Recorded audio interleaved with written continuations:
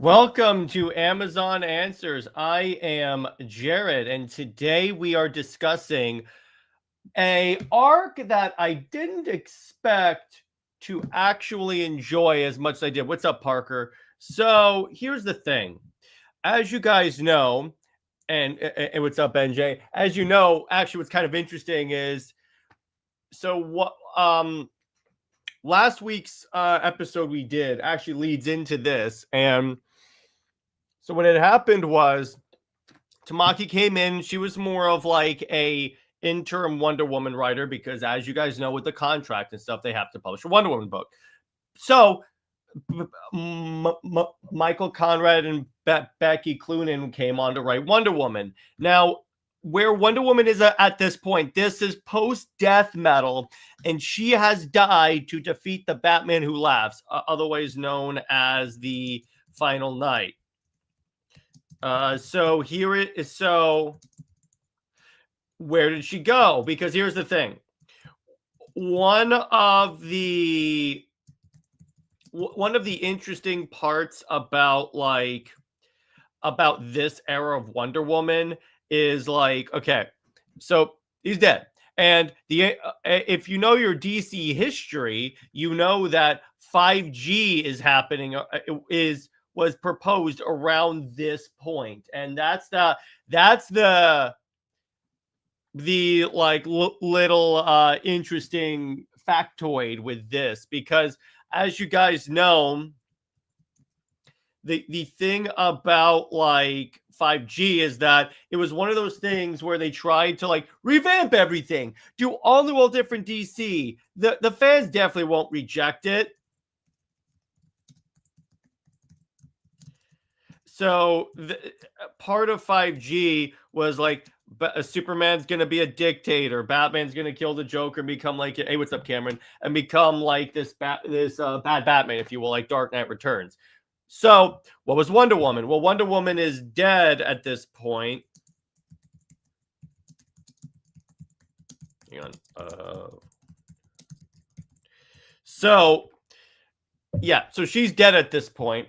Where did she go after this? Because all we saw is that she went into the ether with the hand people that like made the multiverse. So you may be wondering again, where did she go? Well, in this is actually established. She went to Asgard. And let me tell you this. This is very, very, very, very different from the Asgard portrayed by Marvel. In other words, it's good. So let me pull up the arc and then we can review it. I'm actually going to see if I can find this as a trade on DC Universe Online so we can review it this way, because I think that would be much easier. All right, should be here. Yep, here it is. All right. It's called Afterworld. So let's do this. All right. Is it more accurate? Yes, it is. Way more accurate than Marvel ever did it in terms of like Norse mythology, particularly Thor. And we'll go over this. By the way, I love Wonder Woman's Norse mythology look. It looks so cool with like the furs on the shoulders. I always felt that looked badass. So there's our girl. She is like in Asgard, obviously. And there she is. There's the cover. And she wakes up in the middle of a battle, because in Asgard, in Valhalla, what happens is they wake up, they fight, and then everyone dies. And then they get like essentially respawned, if you will. That's like kind of a fun like thing for Asgard. So they can like so it's basically a fighting, drinking mead, and fighting some more. And this is where we meet Siegfried, who Cloonrad would try and make a love interest for Wonder Woman. I hate him as a love interest. I really, I'm like, stop trying to give Diana a love interest. She doesn't need one. That's my chief problem with a lot of modern Wonder Woman since Flashpoint, actually since Rebirth, because they keep trying to give Diana love interests that don't work. Obviously, I'm more in line with her being with Superman, but in terms of like general love interest, they keep trying to force it, and it hasn't worked one time. Like, never. At least in post-crisis, yeah, they kept trying to do it, but her motivation was not those love interests, like, largely, and that's the funny thing. And I believe, if from what Britt told me, they wanted, at least Becky Cloonan wanted Diana to be more of a party girl, which is why you get this. So she fights, but Diana has no memory of who she is at this point in the story. I want to be clear on that. And they fight, and then Diana dies, and then she respawns. Now we see this individual that keeps trying to talk to her and saying, "You can't stay here. You need to wake up." And then she wakes up, and she's in the mead hall of Valhalla, where like everyone just drinks and is merry and such. And then she drinks, and then she kisses Siegfried, wakes up naked. But at this point, they don't have. This isn't like they had drunken sex. But still, I still do not like Siegfried as a love interest, because he's established as a love interest, and I think he's horrible as a love interest. I think he's a decent character if you actually set him up right. I know you don't like it, but I personally like party girl. Well, let me put it this way, NJ. Let me clarify. There's a time and a place for it. I just don't think Diana would completely go into party girl mentality. And it's like, even on that, they were trying, from what Britt told me, they were considering making Diana in a throuple with Steve and Siegfried. That's what I mean by party girl I don't like. So I'm like, no. And I always hopefully tell writers, do not stop with the constant trying to give Wonder Woman love interest. It hasn't worked once. So then Wonder Woman meets this nice squirrel. And so the squirrel leads her to Yggdrasil, the world tree that's been poisoned. And essentially what this is Diana has a mystery. She has to figure out who she is and how to fix Asgard. So she shows up back at Asgard, back at Valhalla, and he gives her a magical sword, much like Thor's hammer. Here's Thor, by the way. And Thor is, because here's the thing you have to understand about Thor in Norse mythology. He is significantly an a-hole in actual mythology. I enjoyed Siggy, but his name is not everyone's cup of tea. I enjoy the character. It's just him as a love interest I don't like.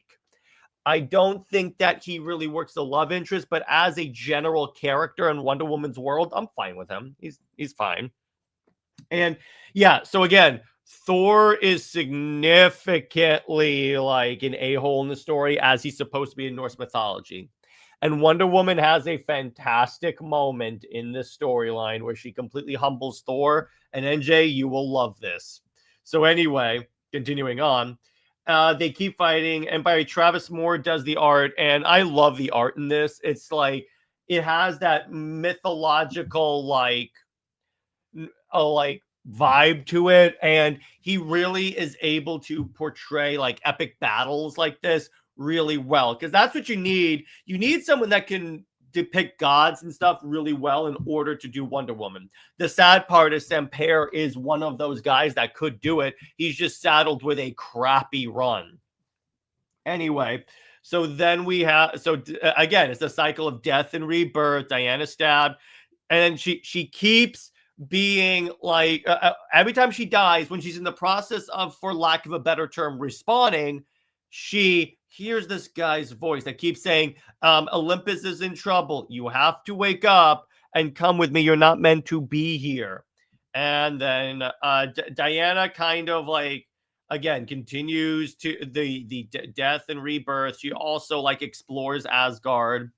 And you learn that, so the way Norse mythology works is when you die, the Valkyries show up and usher your body to Valhalla. That's part of why when Jane Foster became Valkyrie in Marvel mythology, she was like bringing people into into Asgard and stuff. That's where that relatively comes from, and it's also kind of cool in my opinion. And so the Valkyries are locked up or aren't coming to save Siegfried. So he just starts to fade. That's the weird thing. At least the comics embrace Wonder Woman's mythological themes. Yeah, and here's the thing. It's hyper dependent on the writer, Barnabas, but when they do it, yeah, it's really fun when they actually do like embrace it, because Wonder Woman is a mythological character. You can't ignore that. It's like, again, when Tom King, as he was coming in to write Wonder Woman, he said he had a list of things he did not want to include, and the gods and the Wonder Girls were included. So I'm like, so you don't want to include Wonder Woman's world? Great, got it. Because the reason why is because he realized that for the story he wanted to tell, the gods and stuff and all of Wonder Woman's world would contradict it, and he wanted it. And he's one of those writers that forces the story to adhere to that forces the character to adhere to the story, not the other way around, as any good writer would do. Anyway, so then we see the like snake. And this is going to be a pretty important character later on. We see Thor, and again, Thor is very much the misogynist D-bag that he is in normal Norse mythology. Again, Marvel, to their credit, because they wanted to create they want to have their version of Superman, they made Thor that. Marvel's Thor is not mythologically accurate in terms of characterization. His world, maybe. But in terms of Thor is not really that much of a hero in Norse myth. He's very much like the D-bag that, like we saw in like God of War, actually is a accurate portrayal of who Thor is. So essentially, Wonder Woman is trying to save Siegfried. So she tells him, "I'm gonna go save the Valkyries so they can like usher people to Valhalla." She fights these dark elves, dies, respawns, and then meets Dr. Psycho. Yes. So Dr. Psycho said he came to Valhalla because it didn't include any women in it. And I'm like, he goes, it's my safe space from women. And he goes, Hela is not evil in Norse mythology. She's actually a kind goddess. Yeah, neither is Hades, but I get what they wanted to do that. But that's the interesting part about that. It's because creatives think because she's the goddess of death, then like, yeah. But I love this bottom part because it's like Diana's like, oh yeah, it's like, we'll find out what you know, doctor. That much I can assure you. Ratatas, the squirrel, avert your eyes, please. So she interrogates him. Thor wasn't very smart and was always being, yeah, exactly. So that's the interesting part about this. So Psycho tells the full story about where like he's using his mental powers, and Diana is starting to remember who she is, and then she falls into the snake's den. And this is like the serpent from Norse mythology. And she wants to like save the Valkyries, but let's just say the key to getting into the fortress is within the snake. So she has to actually go find the key. And then she meets Odin, who is like more of a humble creature in this portrayal. And she's again Segi sees her and like vanishes again. And Diana has to go find this egg because that's what the snake wants, to swallow this egg. And she goes down this, the Midgard serpent. Thank you. And I love where she goes, hey, there's a secret way down the tree. It's really fun. And then she just slides down the tree like it's a water slide. And yeah, okay. And then the egg is broken because of the slide. And she goes, I wonder if like he'll adhere to the deal. So the snake swallows the egg, and turns out Diana's in the egg. So she breaks out, and normally the fumes of the serpent's stomach is enough to make Diana to make anyone die, but not Diana. So she literally forces him to throw her up, and then she grabs the key and just goes, "Thank you, see you later." And she just leaves. That's the other thing I love about this. Cloonrad, and by Cloonrad again, I mean Conrad and Cloonan. They did a fantastic job at inserting organic comedy into Diana. Like their Diana is snarky and kind of sassy, and I love it. As you guys know, that's why I love the Snyderverse Wonder Woman, because she had that in spades. So Thor, so that again, the battle keeps going, and essentially, I love where Odin shows up and he has to like spell it out for Thor what the problem is, and then Diana shows up and like basically is trying to talk him into like helping. And I love where Thor gives Diana a sword and he goes, "Good luck with it, girl, though you might find it a bit large." And then Diana goes, "A size joke. Why am I not surprised?" And I go, I love it. I love it. It's really funny. So Diana goes to battle with Thor, and she's slowly relearning that she can fly. And then as she sees like sea creatures and stuff, she starts to remember, okay, a name Arthur. I remember he was a kind guy. So she dies again. And yeah, she dies again. And then again, the man, if you say that, if you will say a little modern humor in this, yeah, but it's organic modern humor, so I allow it for the most part. So Diana, so again, the man that's like shrouded, he's gonna be very important. Actually, you know what? They reveal who it is. It's Boston Brand Dead Man. He has been talking to Diana, which makes sense because she's dead, and he's been trying to snap her out of her stupor and like say, "Hey, you're dead, but you need to wake up and come with me because Asgard's in danger." So Siegfried finally like wakes up, and Diana finally meets this creature that's like that essentially is, and this is a trick by Dr. Psycho. It's what Diana would turn into if she stayed here. Now, here is the interesting thing that I found about this. This represents the way stupid people think of Diana, as she's only a warrior and not like also a diplomat, a peacemaker and such. And I wonder if this is a commentary on that, because it's so well done, where she's like, "Who are you? I'm you if you were perfect. I am like the war. I'm like you if you stayed here and just kept fighting." Yeah, exactly. They're doppelganger.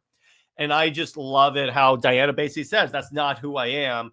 And then Diana knocks. Okay, I don't know why DC Online keeps having these issues. It's on page 70.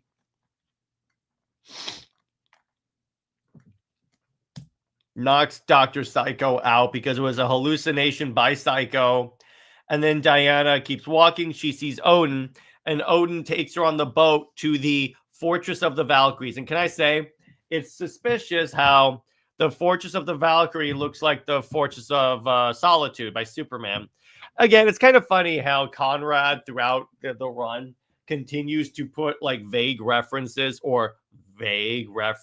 to Diana and Clark's relationship, ergo, where was the Trinity sneaking through the watchtower? He had Diana go, "I assure you, Clark knows a thing or two about getting his hands dirty." I'm like, isn't that funny? So, yes, that is Diana throwing Mjolnir. That will be important later. The next issue, she arrives and like unlocks the gate, and then we see the Valkyries and stuff, and she's trying to, and essentially she's trying to convince them to come back. And then Thor leads an assault on Asgard, on the Valkyries' fortress, and Diana ends up having to fight Thor. Now, what I love, and then Diana also finally remembers everything about who she is, and she snaps her way out, and she catches Mjolnir, and then she crushes. Wait, hang on. Yeah, she crushes Mjolnir. That's right. Wonder Woman crushes the hammer of Thor, And I just love where she goes, this thing is fun and all, but it's not really my style. Crunch. She goes, I love where she goes, also, cool hammer. I just really love that. That humor is so well done. And she goes, no, what have you done? I've crushed your hammer. She goes, you got that thing from Cisco, didn't you? She means Costco. And it turns out that Mjolnir was being used to manipulate subconsciously Thor. So in other words, that was making Thor more violent. And again, this gets to the heart of who Diana is. She a perfect feat of strength, unlike the cap level Wonder Woman. Yeah, exactly. And here's the interesting thing. They didn't have to do this, this next page that I have up right now, because what this is, Diana has now completed her task of waging war. She has ended the violent part of this battle with Thor. Now she's more of a caring person. Now the diplomat comes out. And she says, look, you have been influenced. It was designed to enhance your negative trait. Come with me and we can do this together. And they didn't have to do this. A lesser writer, a lesser creative team would have just had her crush the hammer, throw Thor away, and just continue on her journey. No, they made sure to include this part here. And this is why when people bash the Cloonrad run of Wonder Woman, yes, Thor was under a spell. That's why I like this. It's that now the spell is broken, Diana's more of the diplomat. And this is why I like this run personally. It has the B word, the word that I made sure Britt knew in Super Wonder Legacy last night. This is the balance. Diana solves does the fight part, but immediately the flip switches and she's instantly that diplomat we all know and love. I just love how effortlessly it turns out. She goes, yeah, I crushed your hammer that was influencing you. Now come with me and we can fight as one. And I go, I love it. I love it. And then Diana defeats Dr. Psycho, and he the whole simulation, if you will, collapses. And then the Valkyries go under the Valkyrie, and then Diana essentially helps the Thor and the Valkyries negotiate a settlement for the Valkyries to continue their job of ferrying the dead. And then Diana parties with Siegfried, sleeps with him. I hate this. No, I'm sorry, this is dumb. As a love interest, as a regular character, he's fine. And then essentially, Siegfried gives her the sword back, and then she flies through on top of an eagle. She flies through a portal and ends up back in man's world. Back in the regular world. And that's volume 1, the afterworld, the Asgard arc. And again, that is again what that if you want to know why I love the Cloonrad run, look at that. Because that 110% epitomizes who Diana is. I'm going to tell you this. That is absolute Wonder Woman before absolute Wonder Woman, because it places Diana in a wholly new scenario. Isn't it kind of funny how just changing the pantheon that she's interacting with dramatically changes the story? So you have that, and then she still acts like Diana, even when she doesn't have her memories and stuff. So when you really think about it, it's like some things are what's the word? Some things are intrinsic to who the character is. Very handsome portrayal of Siegfried. Yeah. Travis Moore draws great characters. He did a few Superman things, but that's the really cool part about this, and why I always supported the Cloonrad run, even when people told me it wasn't really that good, because of this. Because it just shows Diana. It shows that Diana's more of a warrior, and whenever let's say what's the word? Whenever whenever I see people blast this, it's most of the time people that don't understand that Diana is the more peaceful character and not just the warrior. Too many people portray just the warrior. That's why I love this, because it's a breath of fresh air to be able to see this.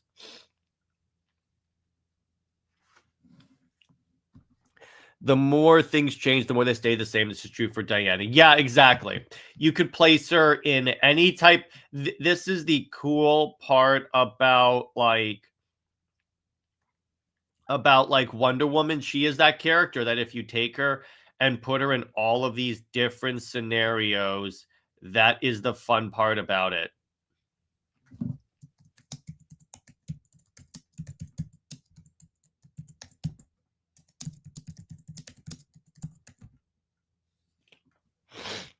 The story delves more into the fantasy realm, and that's what Diana. That's the interesting thing about Wonder Woman.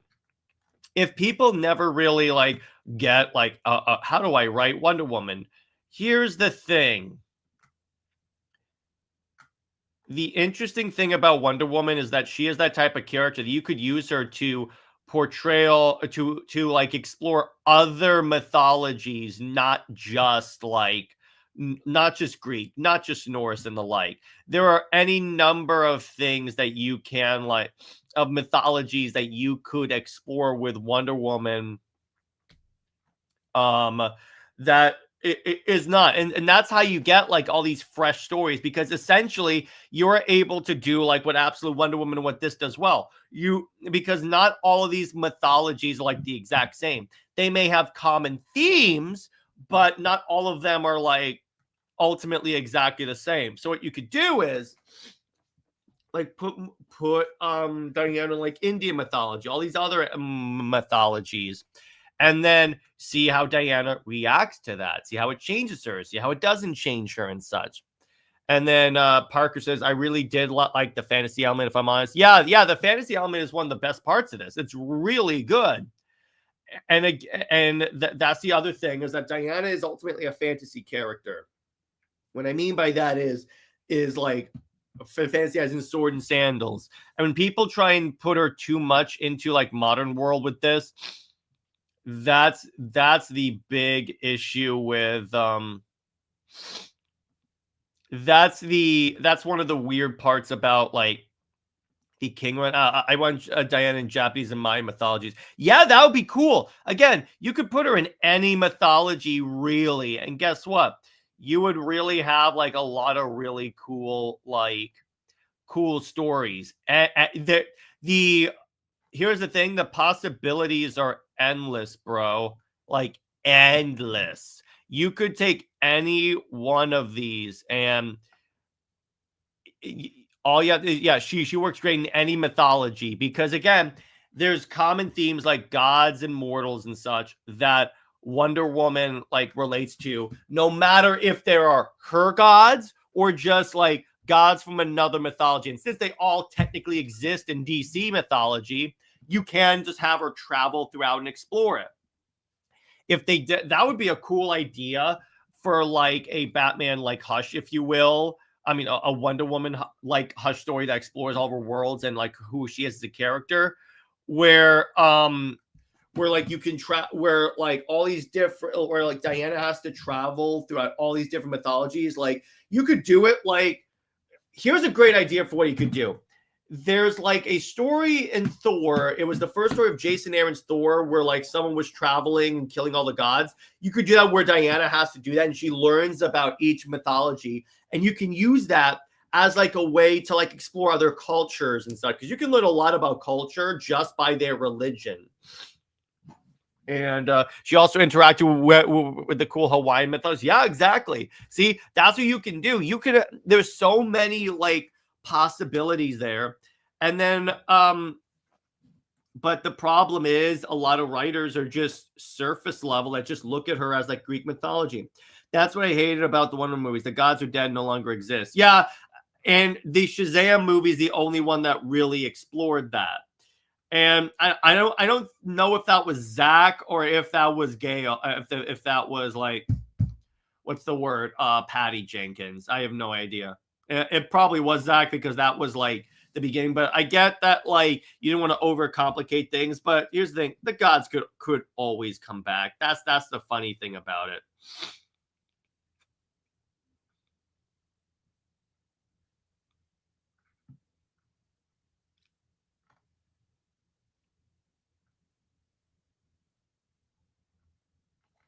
But yeah, so what other questions do you have about this? Like run?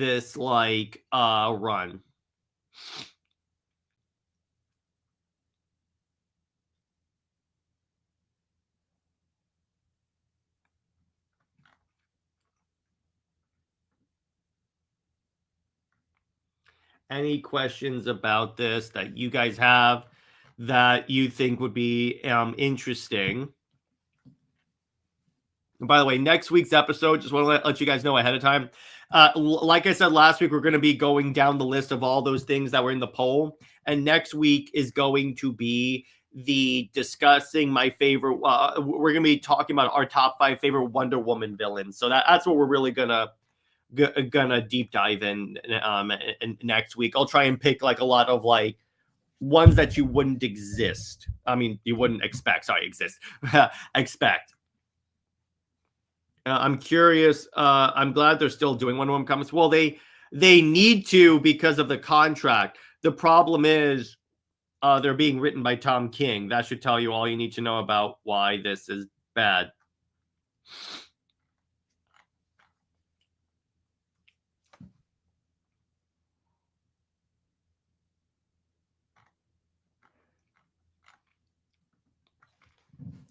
But yeah, so yeah, any questions you guys have concerning Wonder Woman, her world, Wonder Woman's future and stuff, just let loose.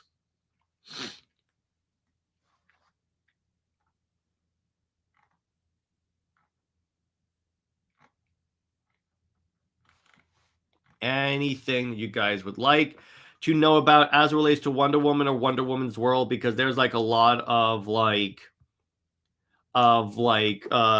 information I can give and such.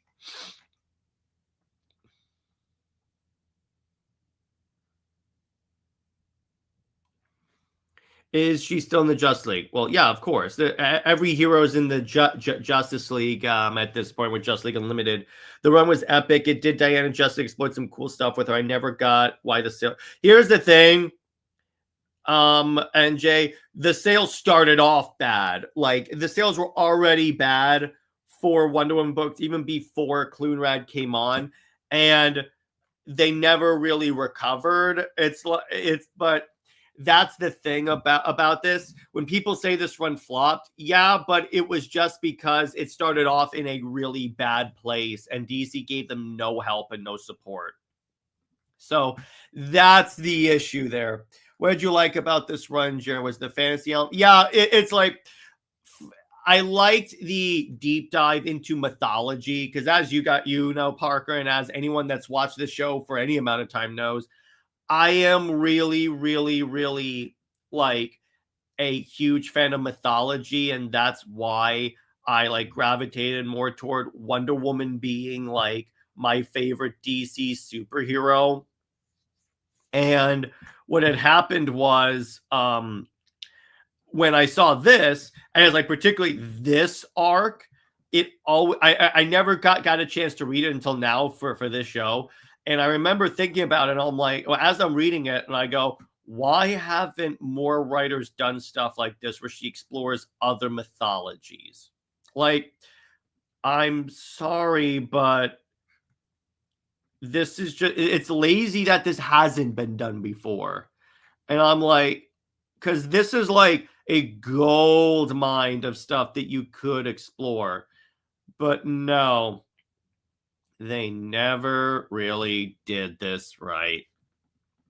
And it was also, I like that they kept Steve and Diana broken up because, again, as you guys know, I don't like Steve Trevor. And all it took was for Tom King to come on Wonder Woman in order for like that to be ruined. But we all know how that turned out.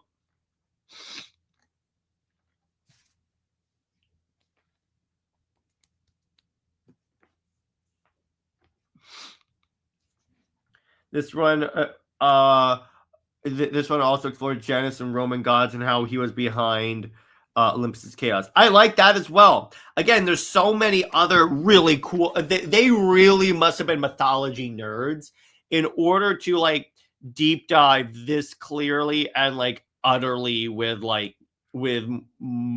mythology and stuff. It was really like it was very like incredible to see like all of this stuff being explored and not only explored, expanded upon, and all this stuff. It never ceased to like delight me honestly and all this stuff, because again, as a mythology nerd, I never see this. I never see like Wonder Woman really deep dive into this completely. That's the thing. They never did this like as completely as they could have. That's really the chief sin about this, is like this showed me again another reason why it's not hard to write Wonder Woman. It's really not. If anyone tells you it's hard to write Wonder Woman, all that well, here's the thing. If anyone tells you it's hard to write any character, that just means they don't have ideas, okay? Because there are plenty of ways that you can write characters in order to like not only expand, but to add to their world, but also respect their world. Because too many writers just want to add, and contradict, but they don't want to like actually add to it and contribute it. And we definitely need more of this version of Wonder Woman. Yeah, exactly. How did you feel about Wonder Woman's portrayal of the Arc or run compared to some of the others you've read? Honestly, I liked it a lot because, again, they put a lot of humor into Diana, which, again, as you guys know, I love sassy Diana. And then, but they also didn't make her dependent upon a love interest in that way. So it's like it felt like a return to post-crisis Wonder Woman.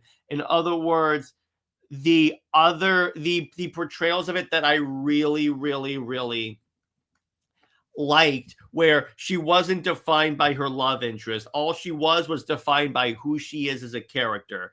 And I gotta be honest, just more Diana fighting gods is just so cool. I mean, you even saw how awesome Diana is as a warrior in this. I still have all the issues drawn by George Perez. Nice job. Oh, nice, man. That's incredible. I have the first omnibus. I need to pick up the second one. I will, for sure. But they just started reprinting those, so I need to collect that.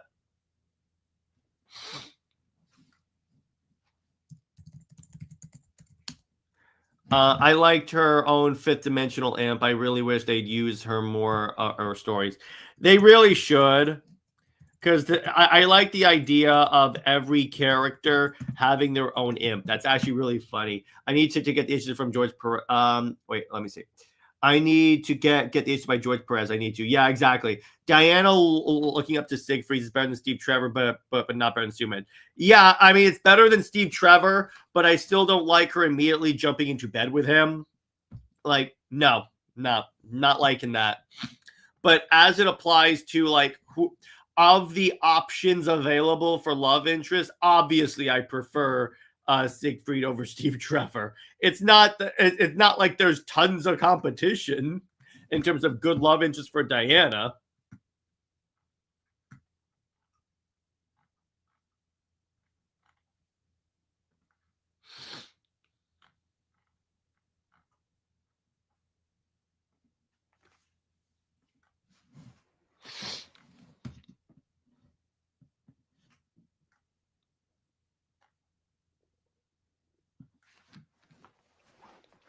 But who knows at this point? I'll tell you.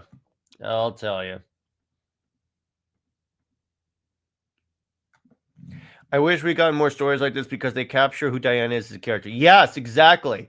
They get it so well, and they continue to get it. That's the interesting part about Diana. They really understand who she is as a character. And when you hear Michael Conrad talk about it, because people asked him about his Wonder Woman run, he basically was talking about how like they loved Wonder Woman as a character. And I go, you know what? I can see this in every single in every single page of this run. You can clearly see that they adored Wonder Woman, like bar none.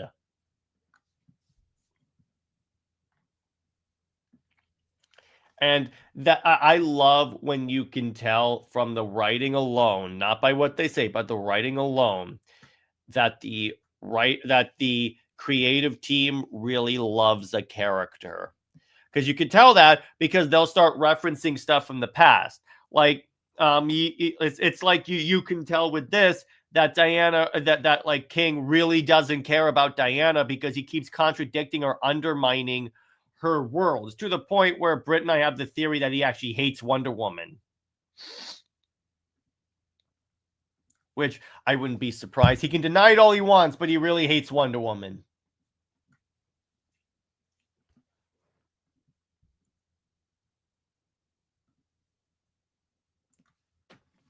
But what other question? And of course, at the end, Zeus badly wanted to sleep with Valkyries, but they were not interested. Yeah, yeah. You get more of the craziness.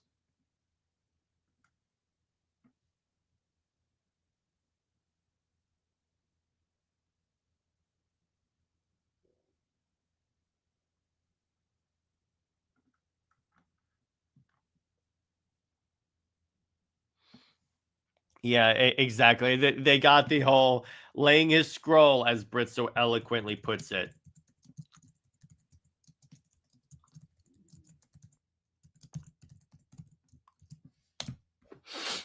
Is this Thor more accurate than Marvel Thor? By a long shot, brother. Yes, this is accurate Thor, not like Marvel Thor. But like this way, Marvel Thor is still a cool character. Don't get me wrong. It's just that's not the way Thor typically is portrayed. I just want to let you guys know that. That's the interesting thing about about that. Yeah, exactly.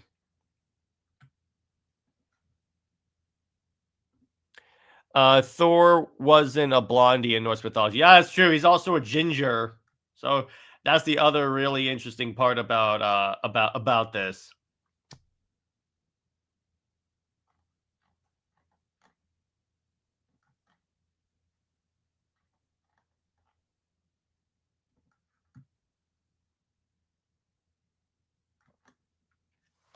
But yeah, so what other questions do you guys have about this? I like this Thor. I feel like he was close to somewhat more accurate. Yes, he was. And also the other thing, I love how instead of crapping on him, because they could have easily done that, they gave him a redemption, and it's a redemption through Diana.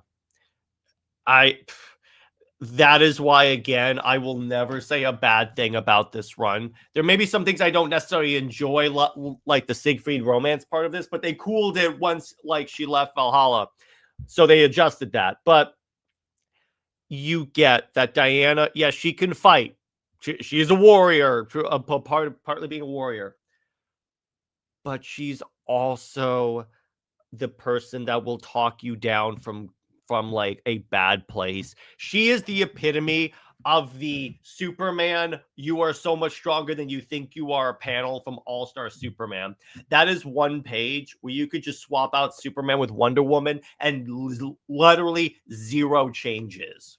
That is 100% Wonder Woman. DC also has their own version of Hercules. Yeah, but that version of Hercules is not like the Marvel version. In other words, he's mythologically accurate. Ha ha. But that's again, this run so effortlessly gets who Diana is as a character, because it's like the way that Diana just instantly snaps. By snaps, I mean goes from, okay, I just crushed your hammer. And then she goes, are you okay? Because you are being influenced by the hammer. It's okay. We will figure this out together. That is in one page. Actually, in 2 pages, they perfectly show DC why Wonder Woman's awesome. And by Parker, I'm pretty sure DC has the more mythologically accurate Hercules because that's the one that assaulted the Amazons.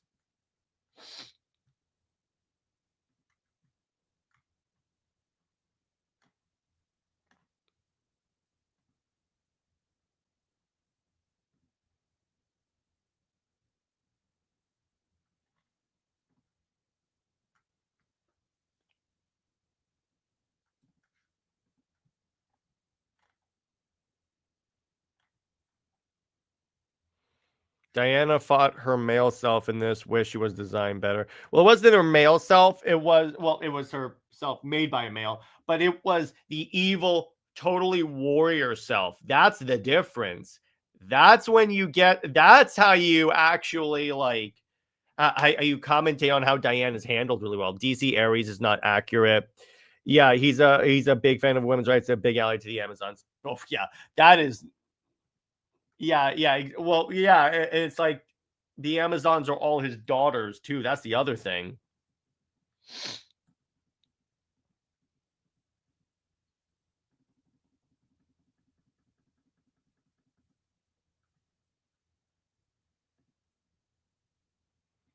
So that's the really interesting part of this.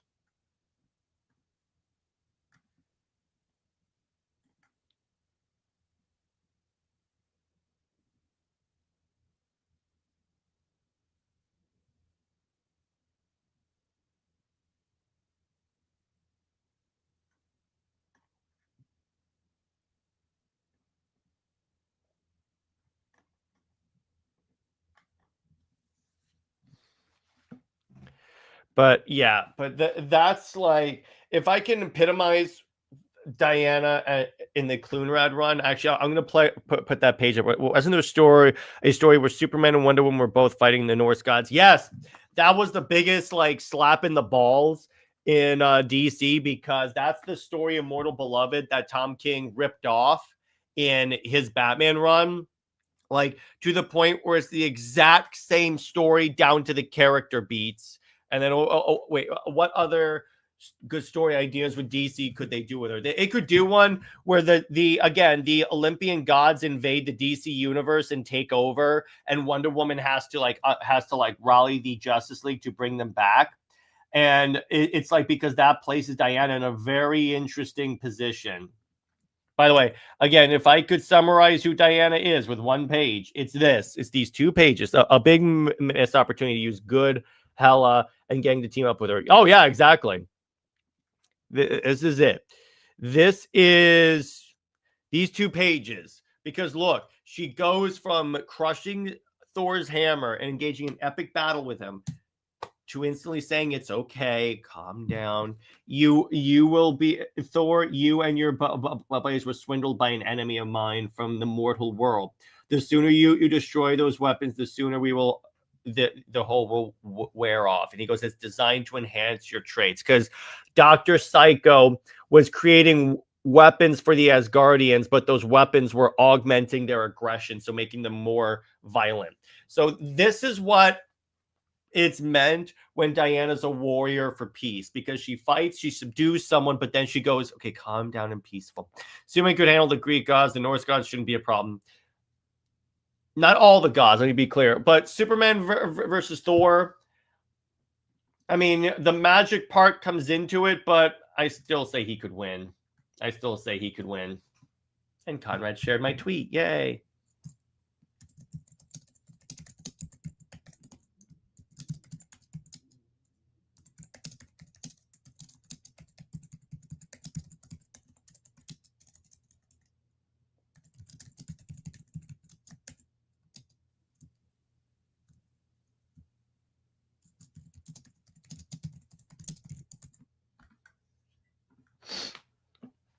Which moment again you don't like from this run? This run? Oh, okay, I'll show that. It's the end. It's where is it?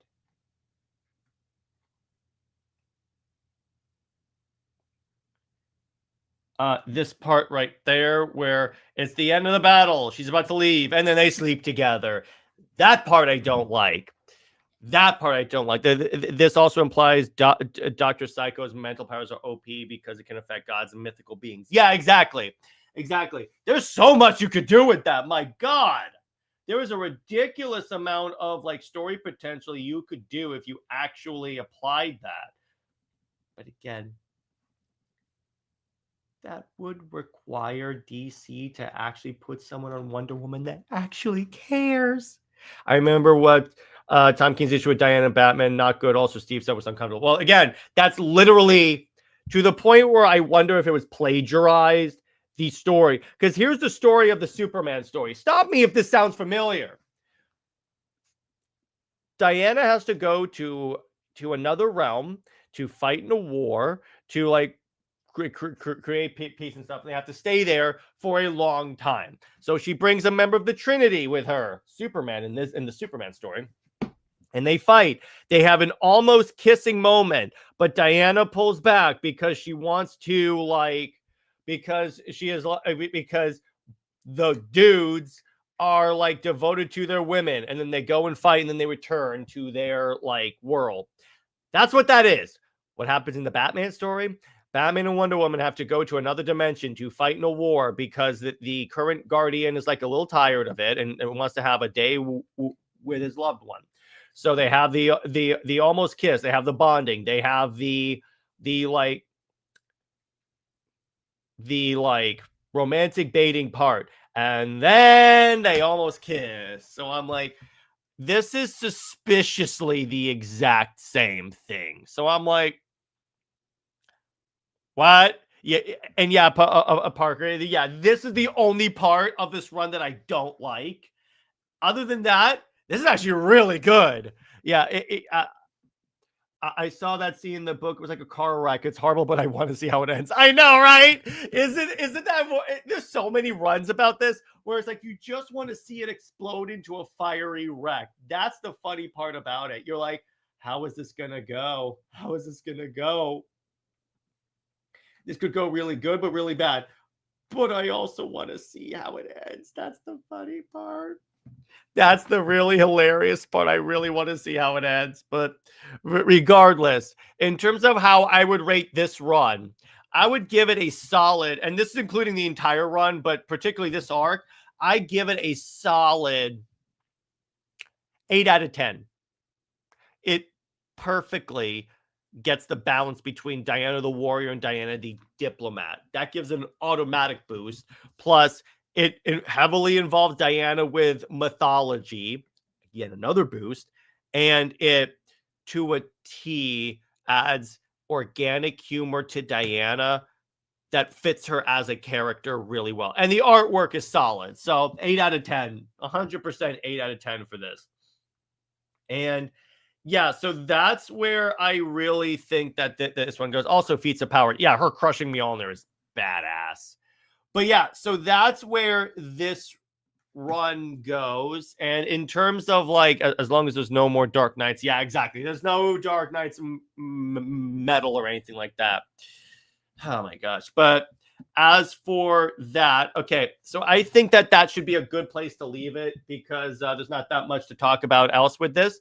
But yeah, so by next week again, we're going to be doing a discussion of our top 5 Wonder Woman villains. So make your lists and we'll discuss them on the show. I may invite a couple of you on the panel to discuss it, but just have a little list of your like favorite Wonder Woman rogues. I'll come up with my list and we'll go over it. I'll even maybe have a PowerPoint of it.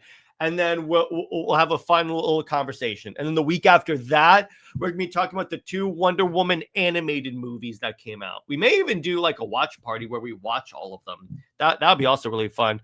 And then soon we would be throwing a party of King leaving ASAP. Yeah. Oh, that's the other thing.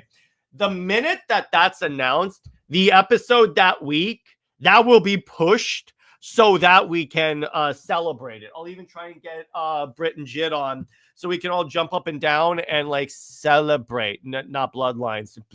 Yeah, Bloodlines is a bad one, but we're still gonna talk about it because again, you guys voted for it, so I have to talk about it. But yeah, so that's that. In terms of Wonder Woman content, for Wonder Woman Wednesday, I haven't like thought about what I really want to do next. I will say, no, wait, why is Cheetah considered Wonder Woman's arch enemy? I don't know, because she's the easiest one for writers to use, probably. But as for Wonder Woman Wednesday, I haven't come up with like a topic yet. Did you see Absolute Gigantic? She's a babe. Yeah, exactly. I love that. And in terms of like, let's see, what else? For Super Wonder Legacy, Britt and I will be comparing DC to Mortal Kombat and talking about like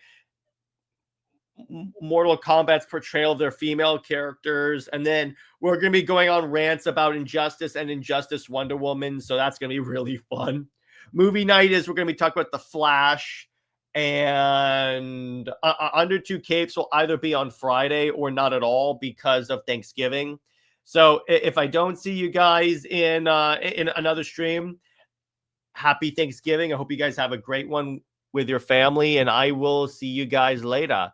So stay work, everyone. Remember, Steve Trevor, Steve Never, he belongs at the bottom of a hydraulic press filled with acid. Zoe's the max about for life. I'll see you guys later. Bye-bye.